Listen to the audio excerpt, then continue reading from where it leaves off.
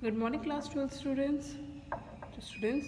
As we are doing chapter number 2 of Indian economic development, today we are going to start a topic that is topic number 7, and the video part is 8. It's the 8th part of your video of chapter 2, and the topic name is Success Achievement of Planning. Yesterday, students, we have read about the economic planning done by the government of India prior to 1991, or I should say from the period between 1951 to 1991. Today, we are going to read about the success, how successful it was, what are the achievements gained by the government through the planning system. So first point is increase in the national income. As planning was introduced in our country, after that there was an increase in the national income. National income increase. When the national income of the country increases, it indicates economic growth. Means production, investment, and growth regarding the production, consumption, and investment. In this context, following observation need to be noted. During the period prior to planning, national income of India was increased at a rate of just 0.5% per annum. Before it was 0.4 per annum. Indian economy was stagnant economy that we have discussed in the previous chapter. Increase in the national income during the first plan was 4.6.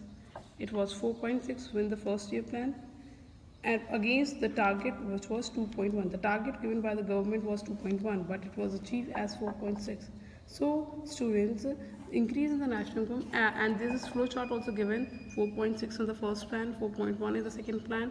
Third plan it was 3.3, then again it dipped down to 4 plan is 3.0. It can be other factors also, students, like natural calamities in that year maybe. And then it was 5.3, and then it is increasing only, we'll see. Then in the 11th plan it was 7.5, and the 12th plan is 6.7. Again it dipped down.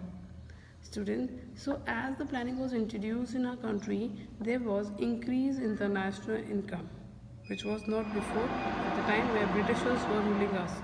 It was a stagnant economy. Indian economy was considered as a backward and stagnant economy. Second is increase in per capita income, means income of the individual. When national income is divided by the number of people, we get the per capita income. Students, as the national income was increasing, so the earning capacity of per person was also increasing. Over the time, per capita income was recorded a significant rise.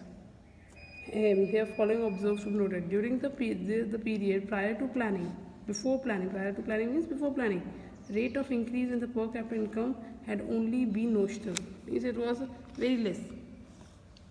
See, in this diagram, in the first plan it was 2.7% growth in per capita income, and in 12th plan it was 5.3%. So see how it has changed.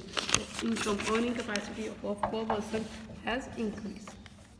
Third point is rise in saving and investment, means because of the planning there was increase in the saving and investment. Now people are started saving their money not at their houses, they have started depositing their money in the banks now, and they have started investing also. So during the 5-year plan there has been considered increase in the rate of saving and investment. In 1950 to 1951 the rate of saving was 9.5% of the national income.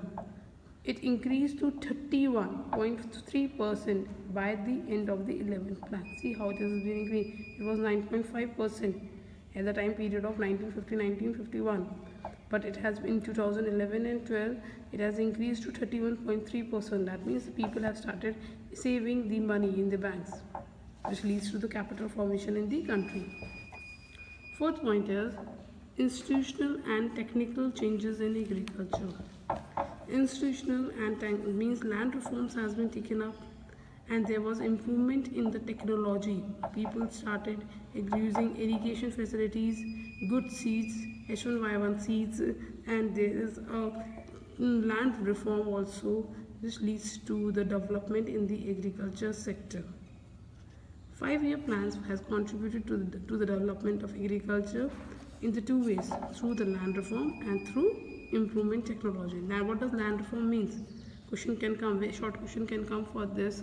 Land reform includes abolishment of intermediary between the state and the tiller of the soil.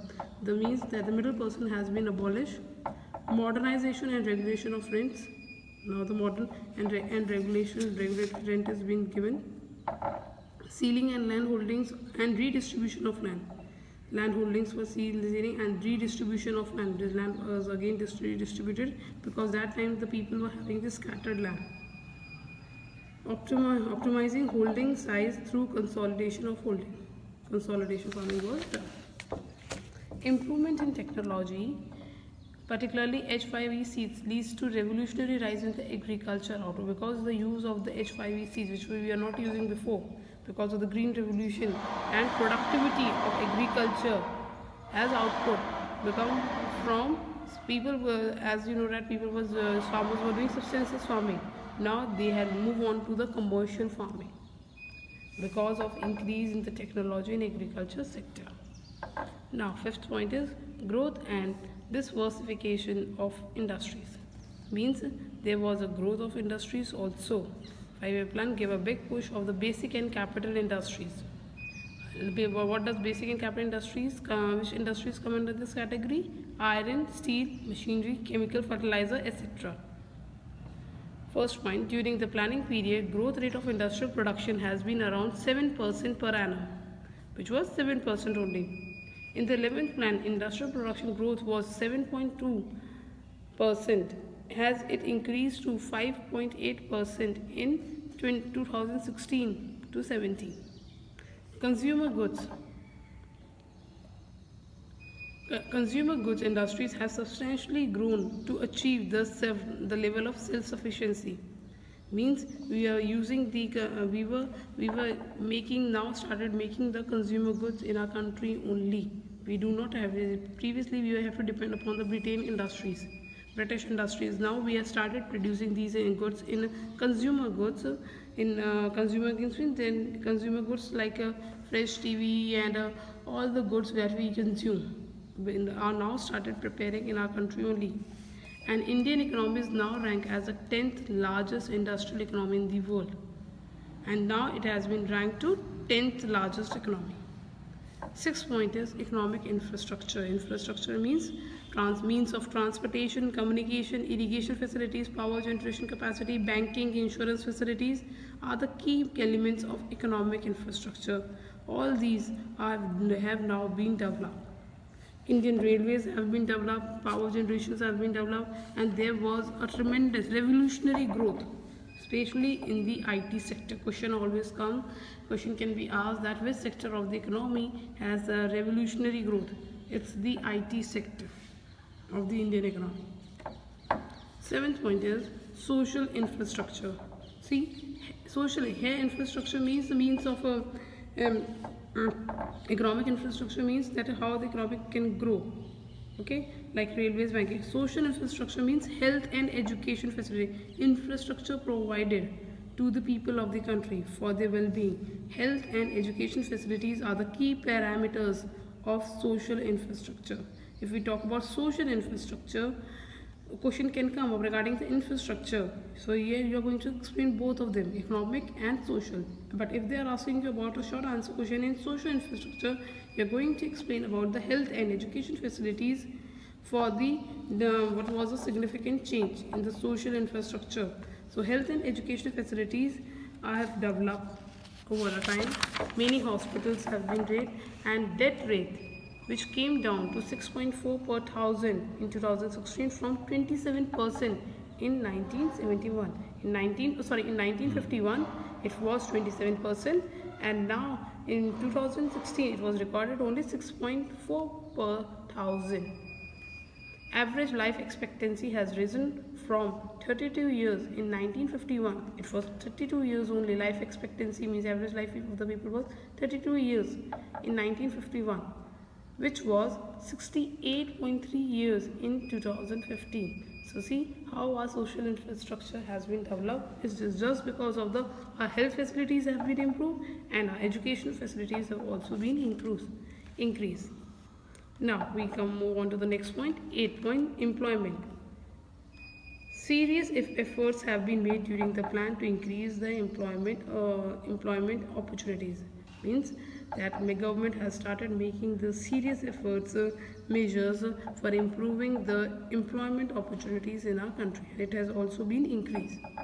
Third, last point is the ninth point, international trade. During plan, the volume and value of Indian foreign trade has increased substantially. Following facts, in 1948 to 1949, the value of foreign trade was rupees 7,902 crores. It was increased to rupees 40 lakh 31,719 crores in 2016. See how our international trade means foreign trade has been increased. So students, through these points, these are the advantages of planning in India and success that been achieved through the planning. Now it is regarded as significant growth in the Indian economy. So when the question comes regarding the that how planning is being successful in the Indian economy, so you are going to write these points. Thank you, class.